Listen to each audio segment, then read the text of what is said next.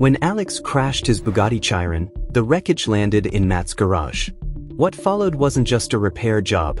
It became a fight against one of the most complex machines ever built, and against the manufacturer that insisted it couldn't be done at all. Bugatti's position was clear from the start. A Chiron cannot be safely repaired outside the official factory network. They refused to sell certain parts, citing the car's extraordinary complexity.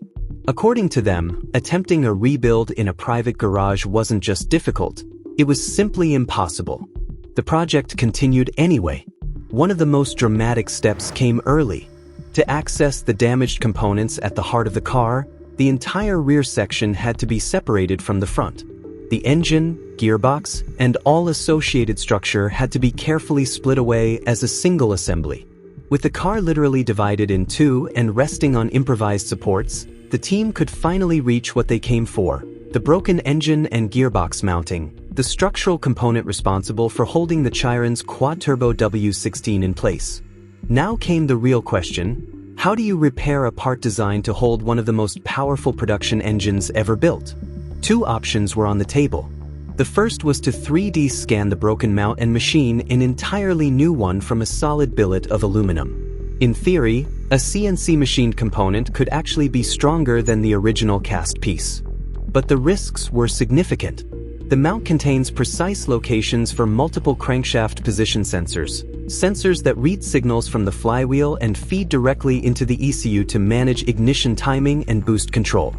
If even a millimeter of error crept in during scanning or machining, the engine could run poorly, fail to start, or mismanage boost pressure under load.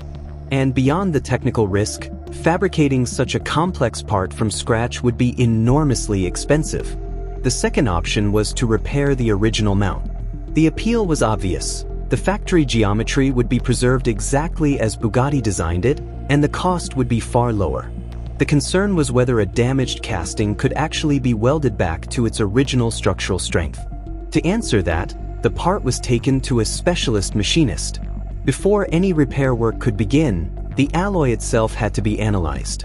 Certain aluminum alloys, particularly those with high magnesium content, are notoriously difficult or outright impossible to weld without compromising the material. After studying the composition, the machinist was confident. This alloy could be repaired. The process started with meticulous preparation. The broken sections were cleaned and carefully aligned for a perfect fit. Before welding began, the mount was placed in a milling machine to verify that all critical measurements were exactly where they needed to be. That step was non-negotiable. Once the weld was complete, the mount had to sit in exactly the right position to maintain the precise alignment the crank sensors depend on. Then came the welding. The damaged sections were tack welded into position, and the entire component was placed in an oven to preheat. Heating the metal evenly before welding reduces internal stress and prevents cracking, essential on a part this critical. Using specialized aluminum filler rods, the machinist rebuilt the broken section. The weld flowed cleanly with very few impurities, a promising sign. The repaired area was expected to actually be stronger than the original cast material. And to add even further rigidity, additional reinforcement pieces were fabricated and integrated directly into the casting, filling sections that had previously been hollow. In mass production, those kinds of reinforcements are avoided because they add cost and complicate the process. In a custom repair, there are no such limitations. When the work was finished, the mount came back stronger than it had ever been. With the repaired component in hand, reassembly could begin. The engine mount was reinstalled along with the electronic wastegates that regulate turbo boost pressure. These aren't optional. Without them functioning correctly, the W16 could overboost and destroy itself. Then came the moment of truth. The engine was lowered back onto the repaired mount and secured with titanium bolts. As the final fasteners tightened, the full weight of the Chiron's powertrain rested on that weld for the first time. It held. From there, reassembly moved methodically through the drivetrain. The flywheel was torqued to precise specifications to ensure perfect alignment for the crank sensors, with thread locker applied to every bolt to prevent movement at high RPM. Cooling hoses and fluid connections were reattached. Any mistake here could cause leaks that would be nearly impossible to find once the engine was fully enclosed. The gearbox reconnection was one of the most demanding steps. Every electrical connector, oil line, and mechanical interface had to be perfectly aligned, without any official documentation from Bugatti to guide the process. Even something as seemingly straightforward as refilling the gearbox oil became a problem when factory specifications weren't available. The previously drained oil was carefully filtered and returned to the system to avoid introducing contamination. One unexpected discovery during this stage: the starter motor. Despite its job of cranking a 1,500 horsepower quad-turbo W16, it shares a part number with the starter found in a Volkswagen Passat 1.9 TDI. A small reminder that underneath the Chiron's extraordinary engineering, it still exists within the broader Volkswagen Group parts bin. The gearbox uses multiple external solenoids to control gear selection by directing hydraulic pressure. Because every solenoid uses an identical connector, both the solenoids and the wiring harness are numbered, a safeguard against accidentally engaging the wrong gear. Every numbered connection was carefully matched and secured before the electrical systems were fully reassembled. With the drivetrain together, the focus shifted to reuniting the two halves of the car. A coolant pipe damaged in the original crash had to be replaced using a reinforced rubber hose, since the factory part was unavailable. Then the rear drivetrain section was slowly guided back and joined to the front structure. In the factory, this procedure uses a dedicated multi-million-dollar alignment machine. Here, it relied on improvised equipment and methodical manual adjustment. 14 titanium bolts hold the entire car together at that join. Without official torque specifications, the tightening sequence was reconstructed by studying factory assembly footage. Oh no! Most bolts seated correctly, but one suddenly snapped. Titanium fasteners are extremely strong in tension but brittle under torsion, and they're deliberately designed to shear in a severe crash to protect the carbon fiber passenger cell.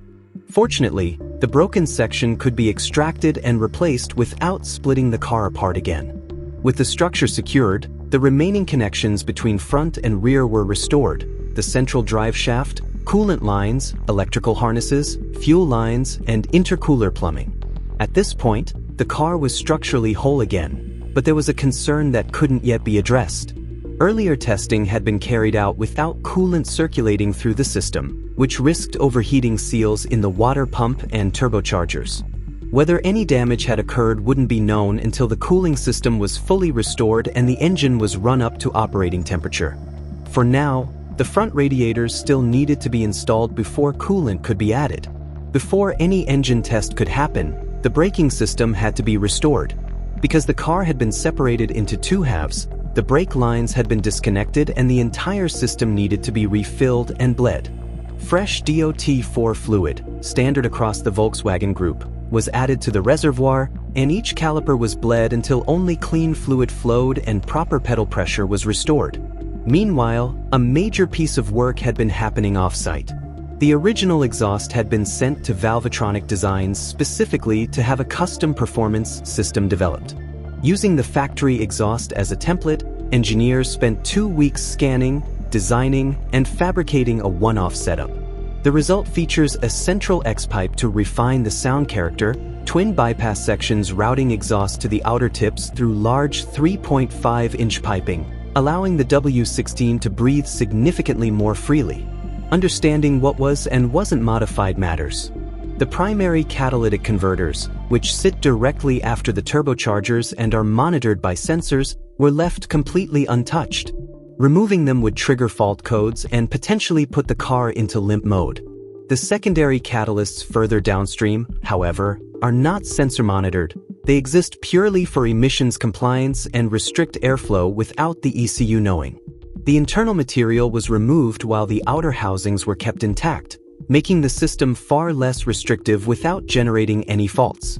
With the custom exhaust installed, heat shields in place, rear bodywork reassembled, and the $40,000 lithium-ion battery slid back into its position beneath the car, the Chiron was finally ready. After months of work, the ignition was triggered.